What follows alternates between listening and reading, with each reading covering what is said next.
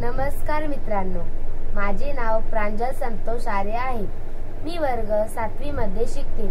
माझ्या शाळेचे नाव जिल्हा परिषद माध्यमिक शाळा पानकणेगाव आहे। मी तुम्हाला एका पुस्तकाविषयी माहिती सांगणार आहे। ते पुस्तक म्हणजे देशभक्ती। या पुस्तकाचे लेखक आहे रमेश महाले आणि या पुस्तकाची किंमत आहे फक्त 80 रुपये। आणि हे पुस्तक खूप छान आहे। या पुस्तकामध्ये एकूण 40 पेजेस आहेत। मी हे पुस्तक 4 दिवस झाले वाचत आहे।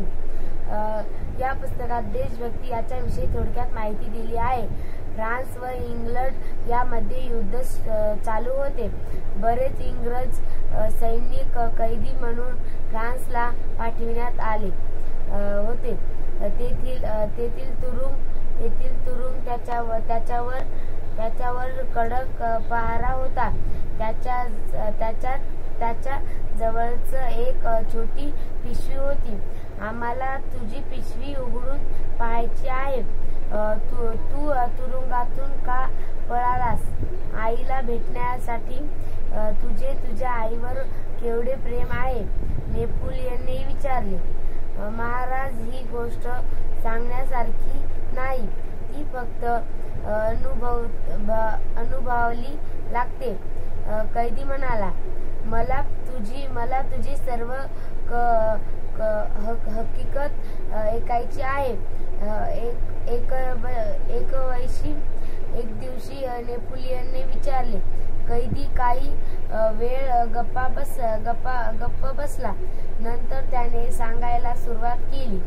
लहानापासून मी आई ही माता व पिता या दोन्ही रूपात पाहिली आहे। माझ्या वडिलांचा मृत्यू झाला।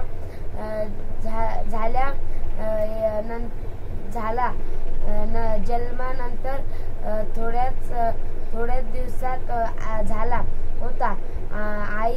आई मला एक देशाचा उत्तम नागरिक आणि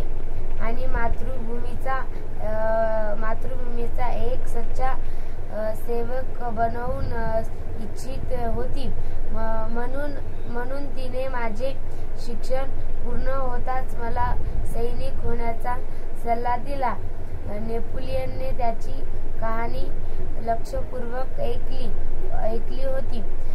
तो पुढे सांगू लागला। सम्राट नेपोलियनने त्या इंग्रजाची कहाणी ऐकून विचार झाला। नंतर तो म्हणाला, मित्रा, तू आपल्या देशाचा सच्चा नागरिक आहेस। Thank you.